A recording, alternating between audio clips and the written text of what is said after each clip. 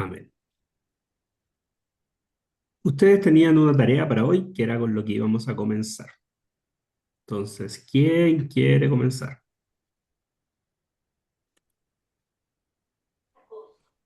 ¿Comenzar con la tarea o con las dudas? Perdón. La tarea primero, que era ustedes iban a preguntar en sus jóvenes cuáles son los temas que a ellos les interesa. Ok. Em, yo puedo empezar. Es más bien sobre redes sociales. Am, se preguntan de la adicción que sí algunos aceptan tener hacia el celular y en específico TikTok.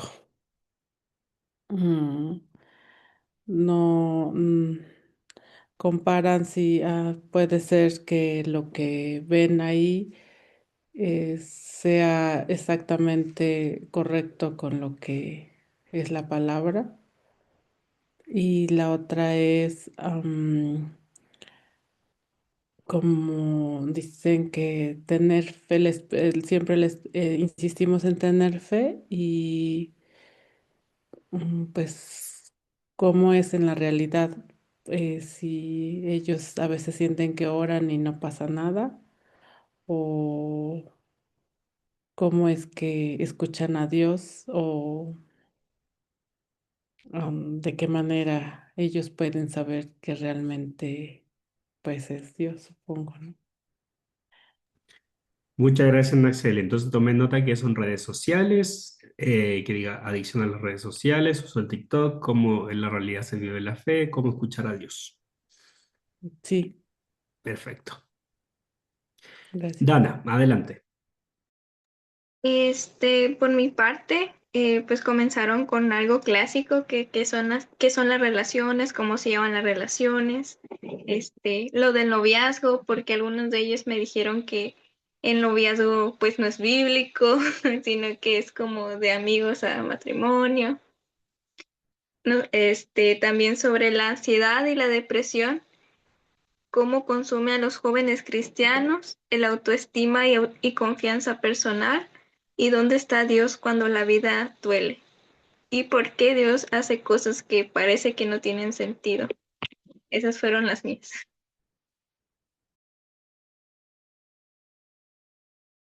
Qué profundo los temas. Entonces, ¿qué son las relaciones y cómo se llevan? El tema del noviazgo, la depresión y la ansiedad, autoestima y confianza. ¿Cuándo está Dios? ¿Dónde está Dios cuando la vida duele?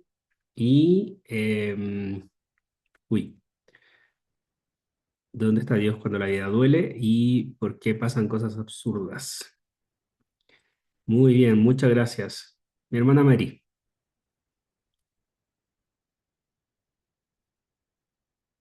está en silencio. Ahora sí la Ok. escuchamos. Sí, bueno, hermanos, mis temas fueron sobre sexualidad, el noviazgo, y también comentaban porque en el Antiguo Testamento se manejan, personajes bíblicos con varias mujeres y que hoy en día eso ya no es válido. Otro de los temas es la inclusión, sobre todo con los matrimonios, noviazgos entre pares, entre personas del mismo sexo. Otra de las cuestiones es cómo tener fe. Bueno, la cuestión es cómo tener fe si desde un principio los padres no inculcan eso, porque muchos de nuestros jóvenes, pues los hemos reclutado, perdón la palabra, los hemos reclutado, los invitamos como jóvenes, pero en sí sus papás, pues a veces no van ni al templo o son desapegados en esa cuestión. Entonces, los niños, ¿cómo hacer que mi papá pueda acompañarme en mi caminar cristiano? Otra de las cuestiones también que se maneja es el tema de las redes sociales, consideradas como una adicción o como un medio de consulta. Y también es porque estos medios, estas cuestiones, a veces son satanizadas, ¿no? Porque para ellos es a veces una herramienta, una manera práctica de investigación en la escuela, en cualquier, ¿no? Incluso lo hemos visto en la iglesia, ¿no? Que los chicos ya llevan su Biblia en el celular.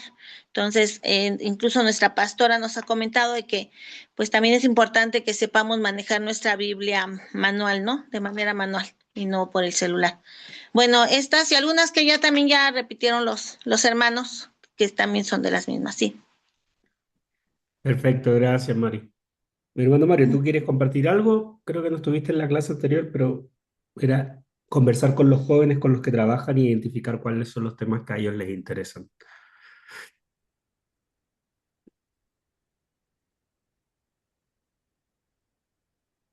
Parece que se quedó dormido el hermano Mario, no hay problema.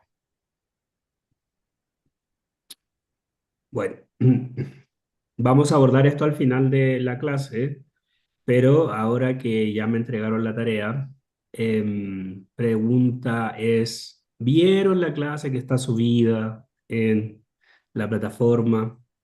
Que el día de hoy precisamente la plataforma habla sobre la santidad social. ¿Lo vieron? ¿No lo vieron? ¿Qué pregunta? Hermano Mario, Sí, prendiste el sí, micrófono.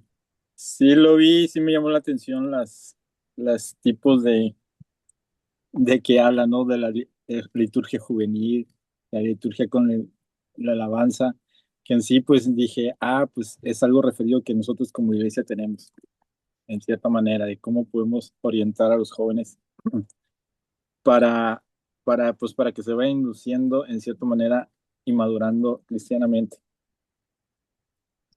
que eso me llamó la atención.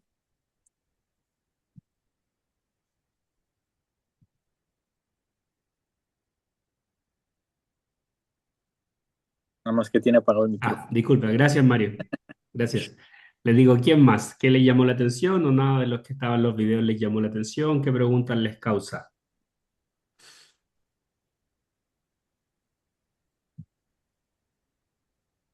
O el video estaba tan clarito que no quedó ninguna duda, nada que les llamara la atención. También, bueno, hablando otra vez, perdón, Sí, adelante, adelante, por favor. que también me llamó la atención que el Papa Pancho eh, hablaba acerca de que volviéramos a la escritura. Y yo dije, no tanto a sus santos o a sus liturgias, ¿no? Sino que volviéramos a Jesús, en cierta manera. Eso me llamó la atención. Claro, claro. Gracias, Mario. Dana, Nacieli, Mari, ¿quieren compartir algo? Pues bueno, es que Sí. el hablar de la santidad es un tema un poco confuso para algunos. Ya habremos hablado de que la santidad es un proceso, ¿no? Entonces, piensan que por ser, llevar la cuestión, bueno, lo de, el proceso de santidad es, pues, no ver ni a los lados, ¿no? Como que esto es lo que debemos de entender, que bueno, sí es un proceso, pero igual y está mal explicado para cómo lo manejamos en nuestras iglesias. Entonces, pues yo sí tengo dudas sobre realmente cómo manejar el proceso de santidad, porque hoy en día están sucediendo muchos procesos, muchas situaciones de tentaciones, ¿no? Con los hermanos en relación a las infidelidades, a la promiscuidad dentro. Lo hablo por parte de mi iglesia. Se están desviando muchos hermanos por esta cuestión. Entonces se les habla de llevar una vida en santidad, pero pues ellos sienten como que, pues no, o sea, como que ser santos, santos, ¿no? Y bueno, pues eso es la duda que yo tengo, ¿no? ¿Cómo explicarles, cómo ayudarles a que lleven una vida espiritual, una vida en Cristo? Bueno, ya sabemos que Cristo es nuestro ejemplo, pero igual están sucediendo cosas muy, muy fuera de lo común en nuestra iglesia, no es uno, son varios. Incluso hay células que hemos tenido en las que se han destruido por la cuestión de infidelidades, ¿no? Bueno, hablando de cuestión de los adultos. Bueno, sí, esa es mi cuestión de duda por lo de la santidad, podemos abordar estos temas con nuestros hermanos, ayudarles.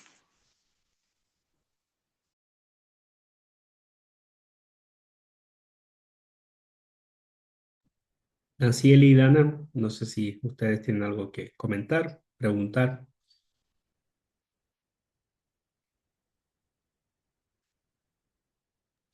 Yo no he podido checar el material, una disculpa, pastor. No hay problema, Dana.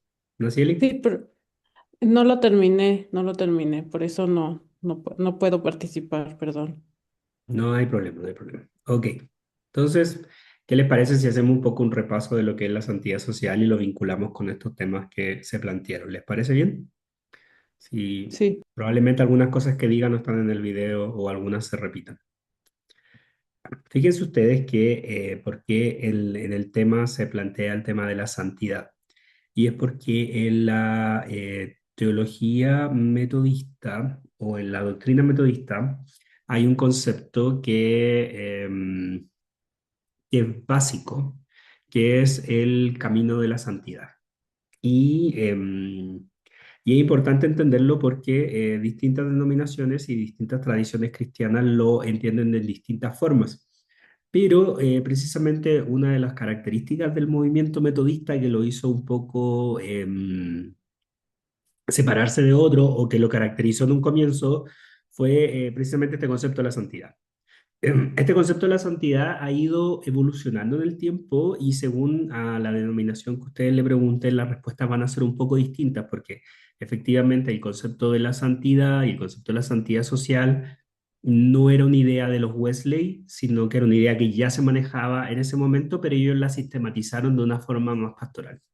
Que no es lo mismo que lo que sucedió a finales de 1800, inicio de 1900, que es el famoso movimiento de santidad.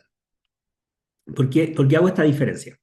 Porque efectivamente mucha gente al día de hoy cuando piensa en la santidad no piensa en la santidad metodista, piensa en la santidad del movimiento de santidad que estuvo muy vinculado a los movimientos pentecostales. ¿Por qué? Y les voy a explicar cuál es la gran diferencia. Porque en el metodismo, siguiendo la tradición cristiana histórica, se planteaba esta lógica que la santidad es un proceso integral y que por una forma pedagógica, los Wesley la explicaban y todo este club de los santos, en que todos los seres humanos estábamos llamados a vivir en santidad y que la santidad se vivía en dos partes, una que es la llamada la santidad personal y la otra la santidad social, ¿ok? Entonces esa era como la lógica y había toda una lógica en torno a eso. Luego, en el movimiento de santidad de finales de 1800, inicio de 1900, que estuvo muy vinculado al surgimiento del pentecostalismo y otras denominaciones, la santidad dejó de entenderse como un proceso o el camino de la salvación o el perfeccionamiento del amor y se comenzó a considerar un estado que es el estado de ser santo. Y de hecho, durante más de 120 años se han escrito mucho sobre estas cosas, sobre si es una herejía, no es una herejía, porque al final nuestros hermanos pentecostales terminaron planteando, sin quererlo, un nuevo entendimiento teológico que ya no era la salvación por gracia, sino que la salvación por la santidad.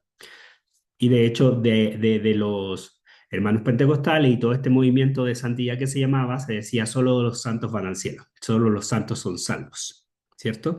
Y hasta ese momento lo que se decía, por la gracia de Dios son salvos. Entonces, se fija cómo son sutilezas en el uso del lenguaje, pero representan grandes ideas. ¿Por qué? Porque hasta antes de los movimientos de santidad, o sea, en la época del metodismo, 1700, 1800, no había mucha discusión sobre este concepto de la santidad, pero sí se generan grandes discusiones finales de 1800, 1900, precisamente por esta vuelta que le dan, donde ya no se habla em, de vivir en santidad, sino que de ser santos. Y es distinto ser algo que vivir algo, ¿cierto? Entonces, le dieron toda la vuelta y mucha gente el día de hoy como que confunde o inclusive predican una santidad que no es metodista, sino que es más pentecostal. Que yo no voy a decir si está bien o está mal, simplemente quiero que ustedes lo tengan claro. Entonces, cuando se plantea la idea de esta santidad de una forma concreta y uniforme, el gran avance o lo gran revolucionario que tuvieron en los 1700 fue precisamente que ellos la entendían de una forma integral o holística. Y tenía que ver con que ser santo no era volverse espiritual o carismático, sino que era una dimensión más allá. ¿Por qué? Porque hasta ese momento la idea preponderante en la sociedad era la católica romana y un poco, sobre todo en el mundo anglosajón, era la católica romana, que para ser santo había que entonces como que irse a vivir a un monasterio y tener una vida completamente ascética, de abstenerse de todo. Y, y era un poco el tema de, claro, ¿quiénes son los santos? Los que viven una vida monástica, ascética, o sea, los que no se contaminan de ninguna forma.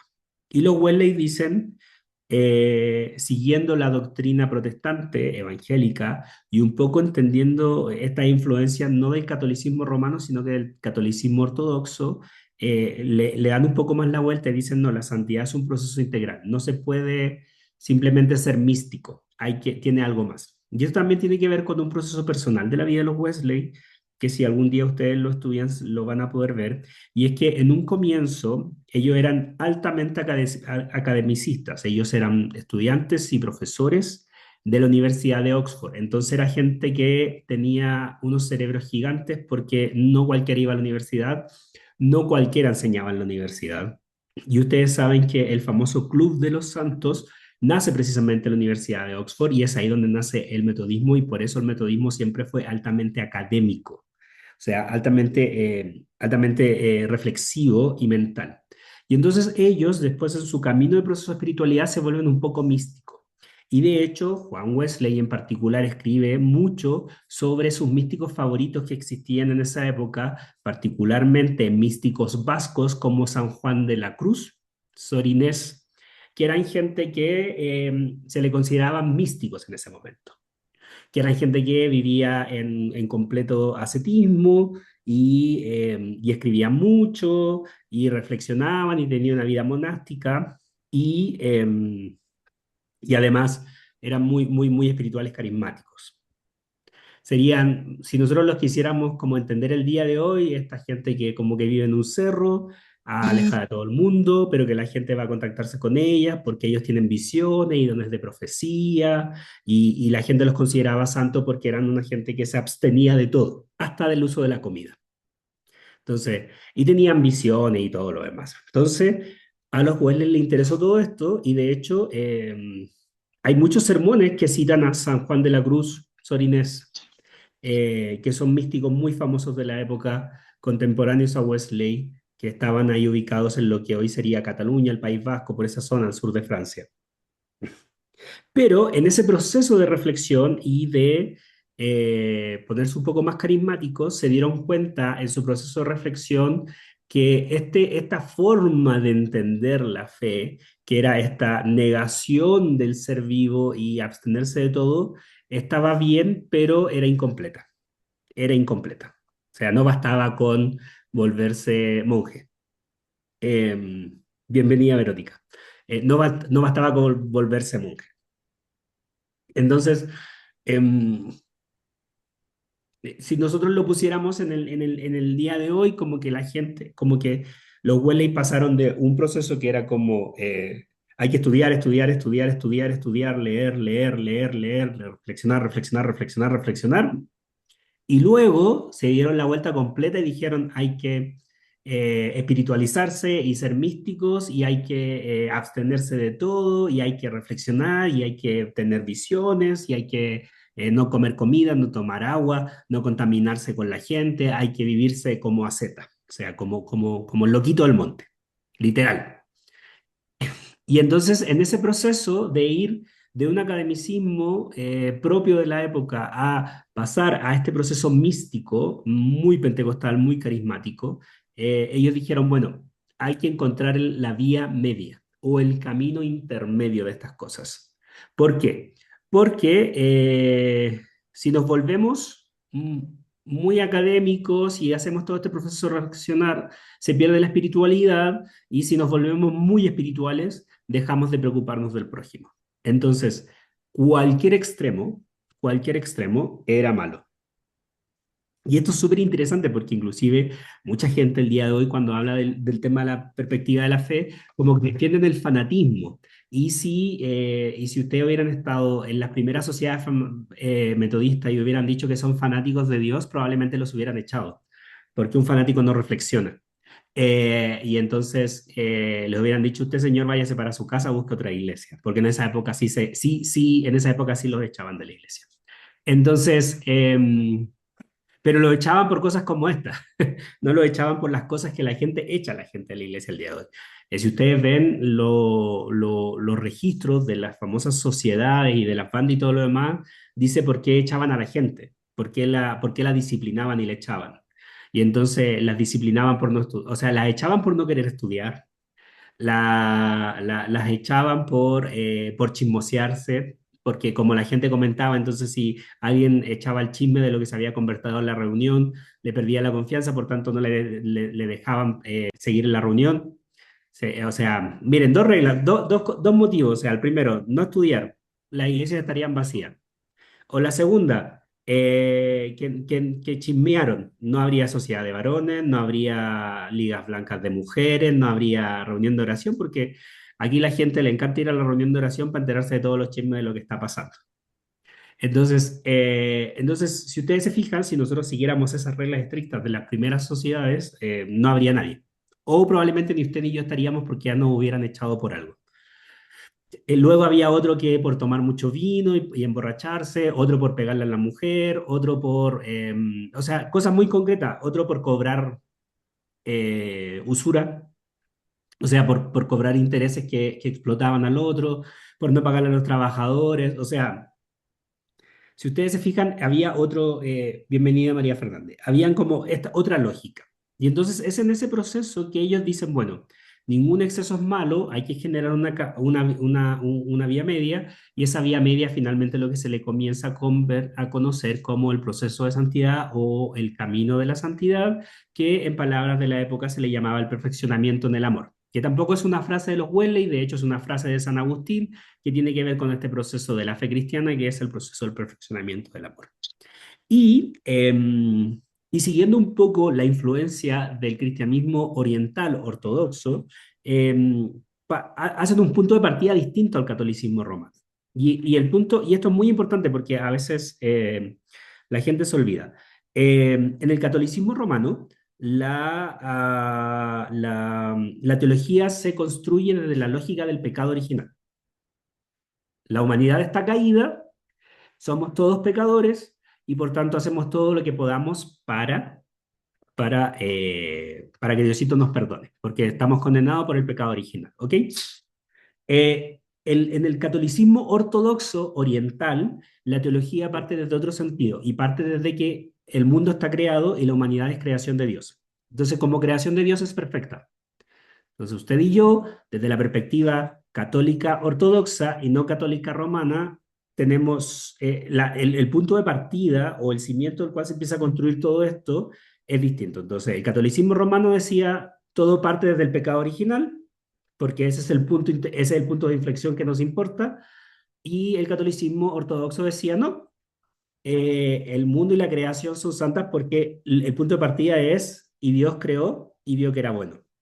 ¿Ok? Entonces, esa era la diferencia teológica.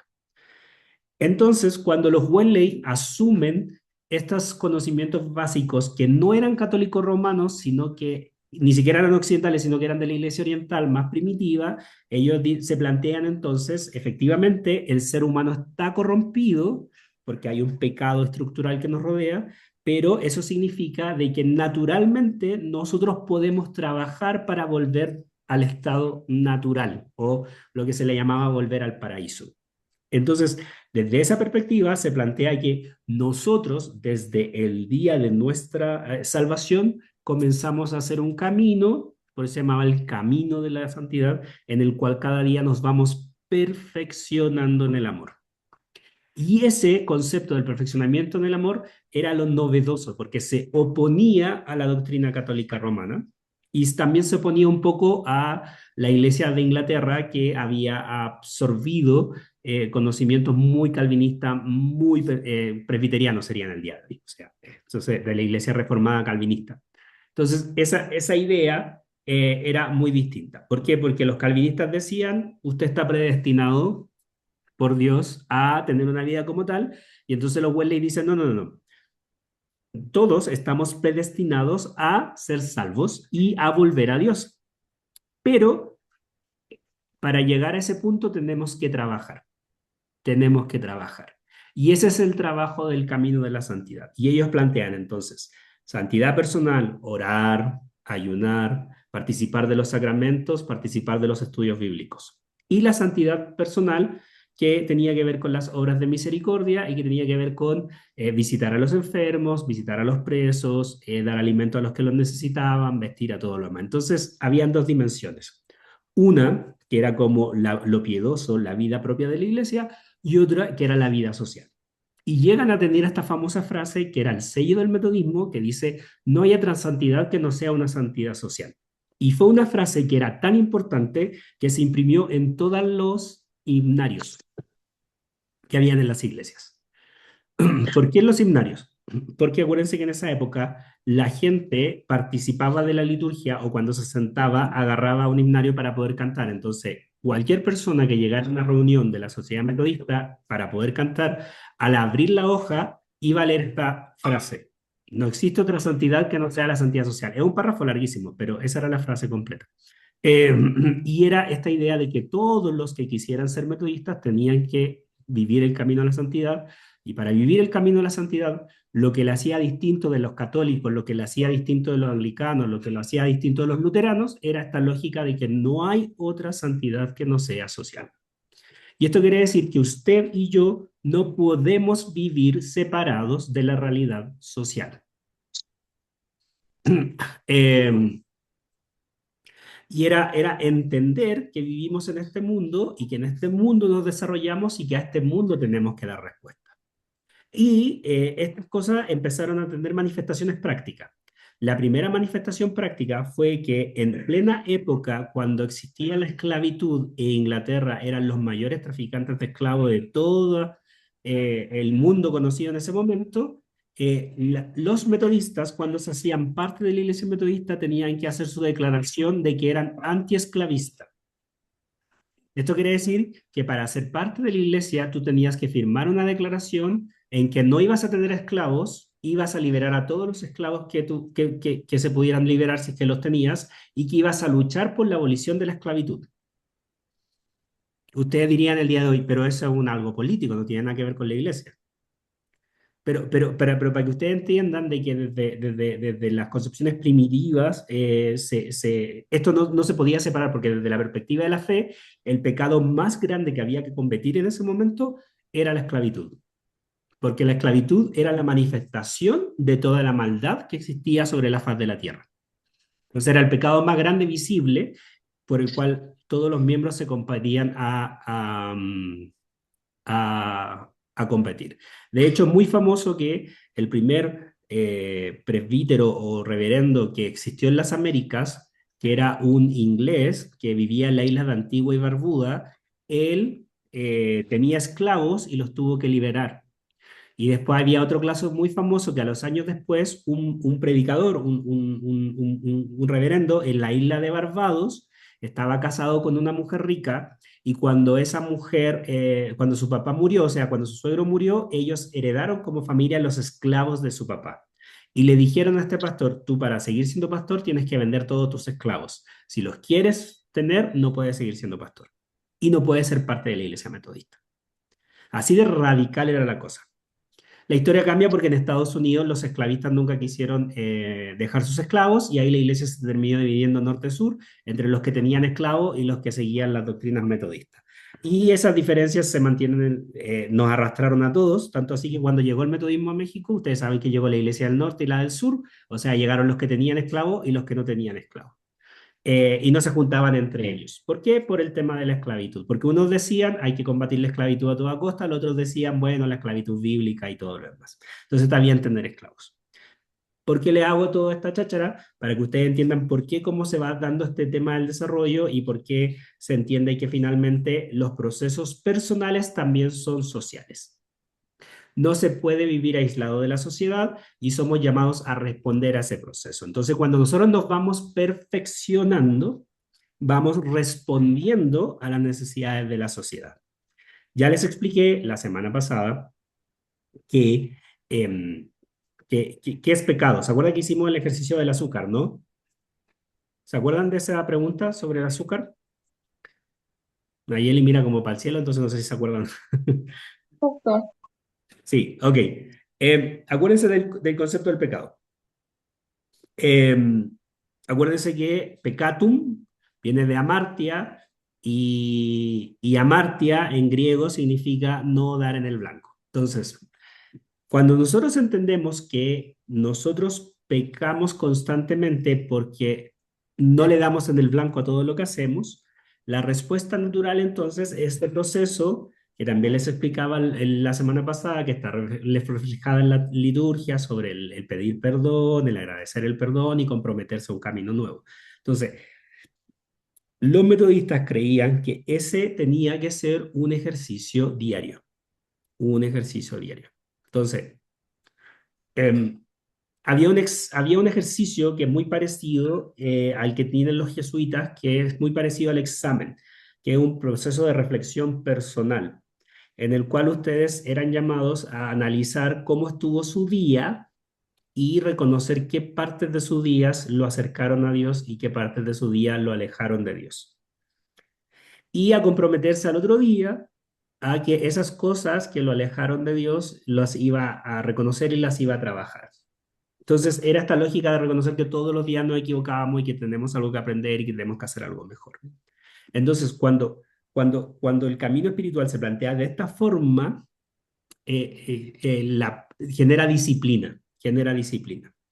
Y la disciplina no tiene con la vida, no tiene, y en el metodismo la disciplina espiritual no tiene que ver con ir al culto, ni participar de reuniones en particular.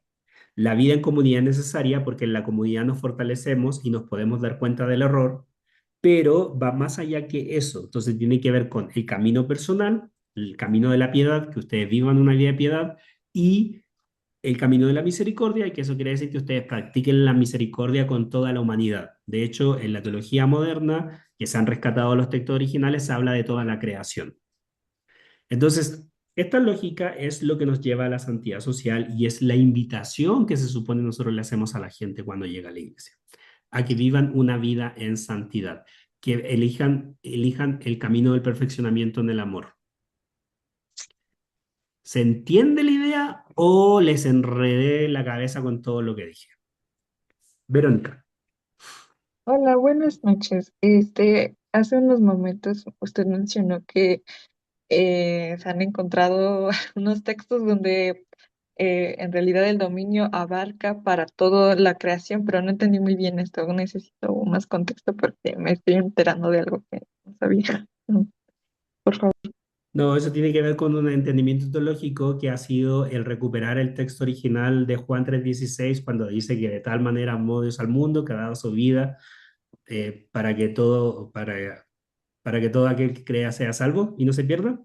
Y habla de todo el mundo. El texto en griego habla de todo el cosmos, de la creación. No habla solamente de la humanidad. Entonces, desde hace más de 100 años, todos los que estudian teología siempre hablan que no hay que limitar el tema de la salvación o del sacrificio de Dios solo a la redención de la humanidad, sino que el Dios quiso redimir toda su creación. Y de ahí que nosotros también hablamos del cuidado del otro, del cuidado de la naturaleza, del cuidado de lo que nos rodea, porque todo fue creado por Dios. Y el texto de Juan 3:16, si ustedes lo leen en griego, van a ver que dice eso, habla del cosmos. Entonces, Ok, inclusive muchas la gente cuando dice el gracias. cosmos piensa en las estrellas, piensa en todo, entonces tiene que ver con ese concepto.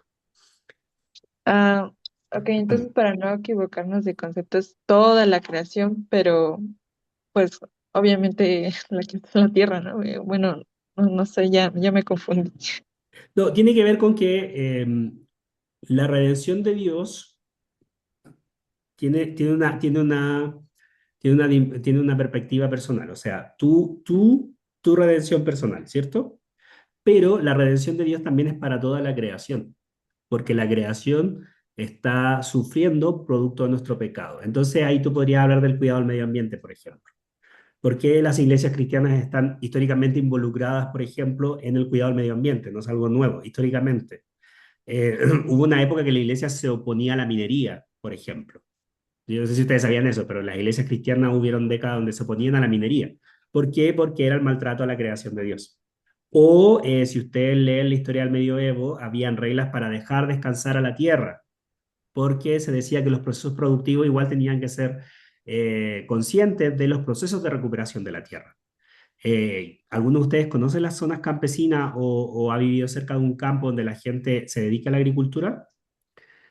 Ustedes saben que si ellos no tienen, si son agricultores de toda la vida, los agricultores tienen un proceso de dejar descansar la tierra para que se recupere y luego poder seguir cultivando, ¿cierto? Y si no, las tienen que llenar de químicos porque es la única forma, porque si la tierra no descansa, no produce fruto. Entonces tiene que ver con ese proceso. Entonces, la iglesia antes, por ejemplo, prohibía que los campesinos plantaran en su tierra siempre lo mismo, ocuparan el mismo terreno, que son las prácticas que ustedes pueden ver en el campo todavía, porque tienen que ver con este cuidado y este entendimiento de que la creación igual se cuida porque la creación también es de Dios.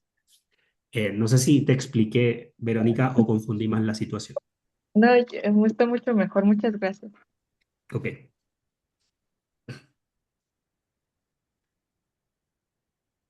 Les hice un resumen completo de lo que es la doctrina de la santificación y la santidad y por qué es social y por qué tiene que ver con eso. Entonces, desde esa perspectiva es que nosotros damos respuestas a las realidades sociales.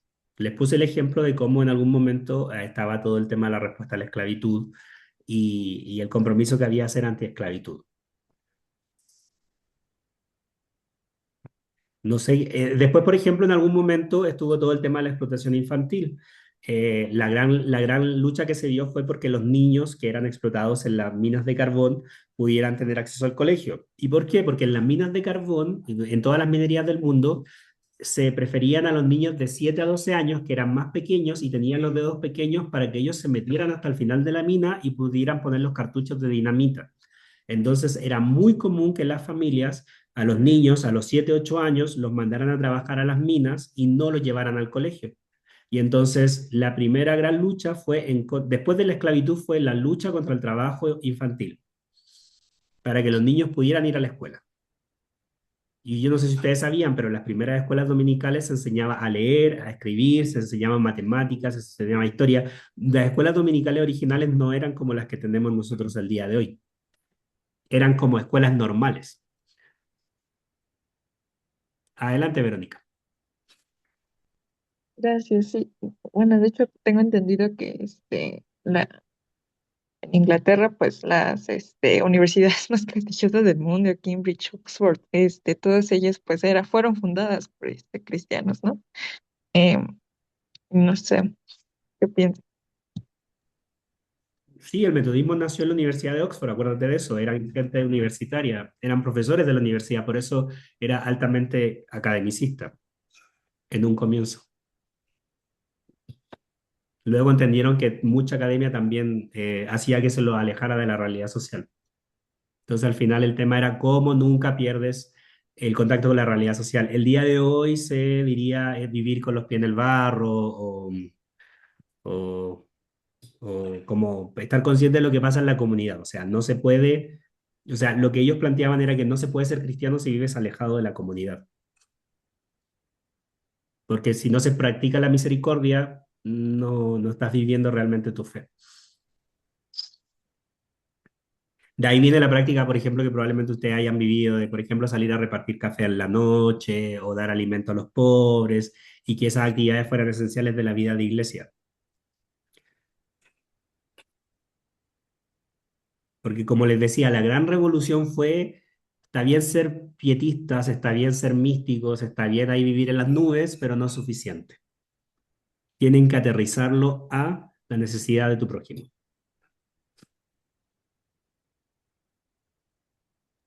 Entonces, Pastor, Dana. volviendo como un poco a la tarea, ¿cómo podríamos nosotros conectar lo de la santidad? O sea, sí, la verdad, o ya me confundí toda. A la ansiedad y la depresión que consumen a nuestros jóvenes actualmente. ¿Es porque nosotros como iglesia hemos dejado de desatender o de formar la santidad de los jóvenes o cómo podríamos conectar eso? Ya me confundí un poco. Espero que sí se entienda. Sí se entienda. Bueno, la pregunta es sobre el tema de la salud mental. Entonces, si ustedes quisieran abordar el tema de la salud mental, la salud mental tendrían que, o sea, haciendo este ejercicio dual, que es primero, ok, ¿cuáles son los factores internos que llevan a que la gente pueda tener estos problemas o lo lleven a tener una mala salud mental? ¿Y cuáles son los condicionamientos sociales que llevan a que las personas terminen en esos estados? Porque efectivamente, como nosotros lo vemos todo de forma holística, desde esta perspectiva personal, social, piedad, misericordia, lo interno, lo externo, lo esotérico, lo exotérico. O sea, tenía que ver con toda esta lógica. Ustedes tendrían que hacer un ejercicio. Bueno, entonces, si vamos a hablar del camino de la santidad y el camino de la santidad habla de este perfeccionamiento, ¿qué herramientas tengo que desarrollar? En este caso, ¿qué herramientas necesita desarrollar un joven para poder ir equipándose ante estos retos sociales que no le permiten tener una buena salud mental o que lo llevan a estas crisis de ansiedad o de depresión? Entonces ahí tienes factores espirituales, tienes factores sociales, tienes factores familiares. Entonces, ¿cómo tú respondes a eso? ¿Qué es lo que tú desde tu comunidad puedes responder? Y también es reconocer qué es lo que tú no puedes responder. Ya en la semana pasada lo planteamos por este caso de el intento de homicidio de este muchacho que nos compartieron y efectivamente es también entender las limitaciones y que a veces la gente necesita ayuda profesional y ustedes no son los profesionales de la salud mental que van a dar esa respuesta. Entonces, tener responsabilidad social significa también reconocer que ustedes no tienen las herramientas para resolver todos los problemas que se le presentan. Entonces, ¿cómo yo respondo a eso? Entonces, si por ejemplo ustedes dicen que uno de los temas que se planteó por el listado que dieron tenía que ver con la salud mental y la soledad, bueno, entonces ahí el compromiso sería que sus ligas, sus comunidades sean espacios seguros donde la gente no se sienta abandonada. Entonces, ¿cómo ustedes logran que sus espacios sean espacios seguros para los jóvenes para que no se sientan solos, se sientan acompañados? Entonces, poniendo, ya que lo pusiste en un ejemplo muy concreto, entonces ahí sería como un ejercicio. ¿Cómo yo le transmito al joven esta idea de que se puede ir perfeccionando constantemente? O sea, que no porque esté en un estado mal el día de hoy, significa que el resto de su vida va a estar mal. ¿Hace sentido lo que dije, Dana, o enredé todo? No, sí hace sentido, Pastor. Ok. Mario, Hermano, ¿quieres decir algo? perdón, en ese Sí, adelante, caso, Mario. sobre la salud mental, que también estaba, que yo también lo tengo dentro de los problemas que me dijeron los muchachos, porque en cierta manera pues tienen depresión, se sienten solos y todo eso. Ahorita también me vino a la mente qué es lo que podemos hacer nosotros, ¿no?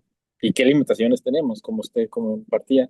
Entonces, me venía a la mente sobre todo escuchar pues activamente a ellos, ¿no? De que en cierta manera se sientan aprensivos y que alguien esté a un lado que los pueda escuchar. Como que sería como los primeros auxilios espirituales, por así decirlo.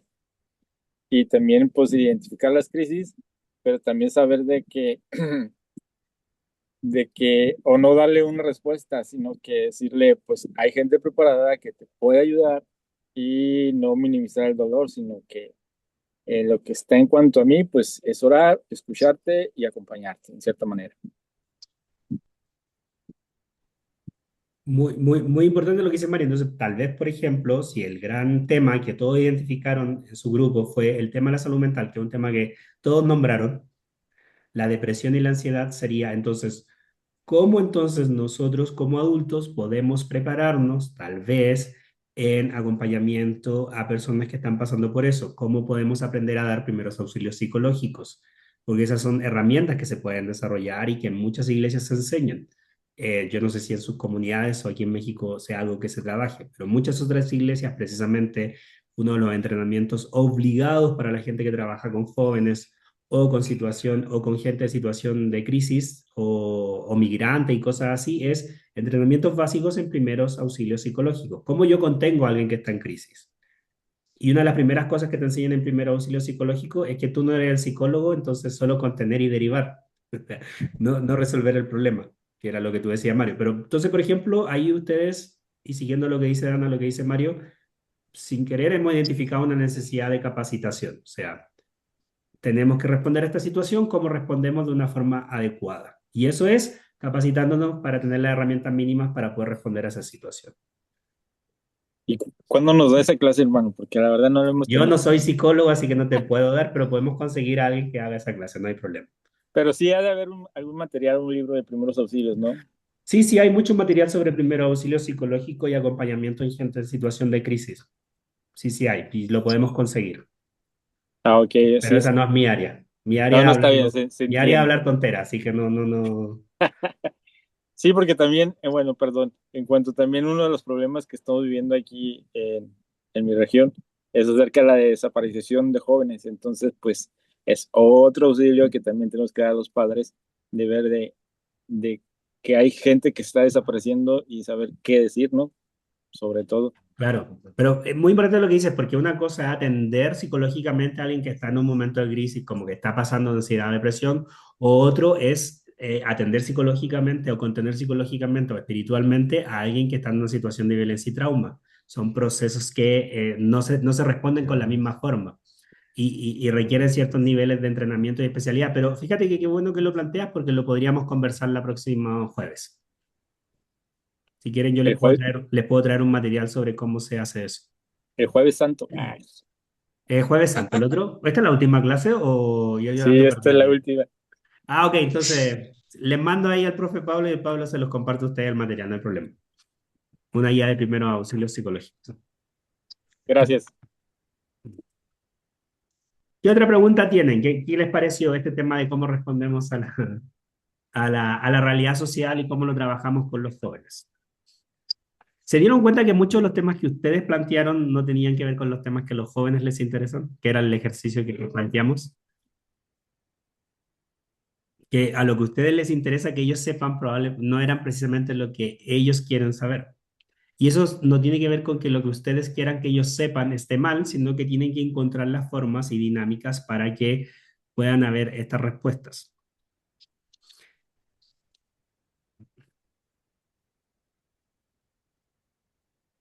Si no tienen más preguntas, creo que podemos ir cerrando la clase y les digo cómo va a ser el trabajo final. ¿Ok? El trabajo final va a ser muy sencillo y va a ser libre y tienen a 15 días para entregarlo, o sea, quiere decir una semana después de Semana Santa, porque sé que en Semana Santa van a estar en su iglesia y no van a hacer nada, o de vacaciones, entonces van a estar en otra. Pero tiene que ver con, en un máximo de 5 páginas, 5 carillas de Word, necesito que hagan el trabajo de una propuesta de respuesta pastoral en sus ligas de jóvenes para abordar el tema de la depresión en los jóvenes, ya que fue el tema común que todos plantearon. Entonces, por escrito, libremente ustedes hagan cómo harían ustedes el trabajo de abordar y dialogar el tema de la depresión con los jóvenes.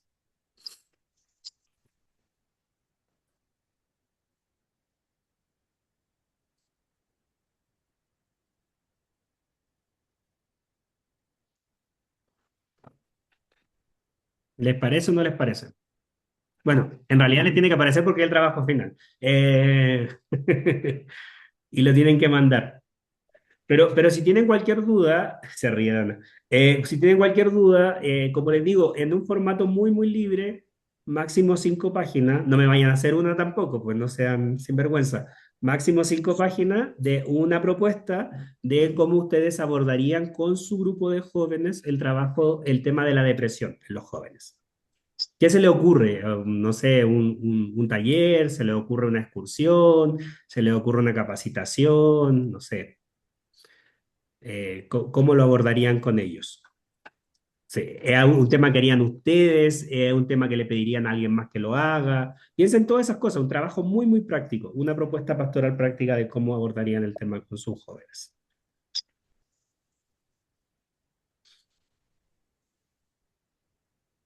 ¿Preguntas, dudas sobre el trabajo final? No. Sería, Entonces, El, sería entregar el proyecto y habría alguna retroalimentación o ya nada más entregarlo sí, así, normal. sí, sí, sí. Igual que en el último diplomado, a los trabajos que estén bien hechos van a haber financiación para que hagan las actividades. Ok, muy bien. Gracias. Eso, eso quiere decir que si lo hacen bien, va a llegar su lanita para que lo hagan. Muy bien. Mari, entonces, dígame. sí, sí, pastor, gracias. El título del trabajo es Propuesta Pastoral, cómo abordar y dialogar el tema de la depresión en los jóvenes. Así es. El título. Ujú. Sí, Ok. 5 cuartillas. sí, máximo 5, porque es Ma- un trabajo práctico, entonces máximo 5. Muy bien. Y otra pregunta. Entregamos un trabajo al inicio del módulo, sino al inicio del... Yo no lo, no, no, yo no lo vi subido en el sistema, entonces tendría que revisar eso. Pablo, después lo revisamos. ¿Cuál fue el trabajo que se entregó? Porque yo no lo vi en la bandeja de entrada, o no me No, llegaron. sí, sí, ahí lo revisamos. Lo revisamos y lo reviso sin ningún problema. Sí, porque entregamos uno primero, ¿no? El primer trabajo, nada más. A donde venía nuestro nombre, todo. Sí, sí, sí, Sí, que nuestro nombre y demás y la situación. Y luego de ese ya es este final. Exacto. Ok, Porque la tarea para hoy era el trabajo que hicieron de identificar los temas y dialogar con sus jóvenes. Ya lo hicieron sí. igual. De todos modos, la información del trabajo final, ahí está en la plataforma, según vi que ya subieron. Sí, pero como lo acabo de cambiar, lo voy a actualizar con Pablo y Pablo se los manda por WhatsApp. Ah, ok. Está bien. Sí, Gracias. sí. Que tiene que ver con las respuestas pastorales. Entonces,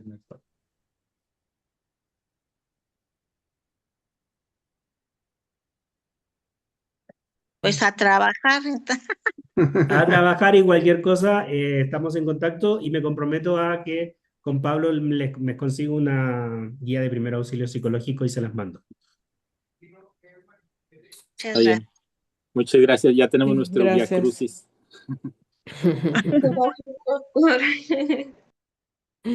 Bueno, que Dios los bendiga y que tengan una linda semana de descanso de actividades. Gracias Cuídense. igualmente. Gracias. Bendiciones.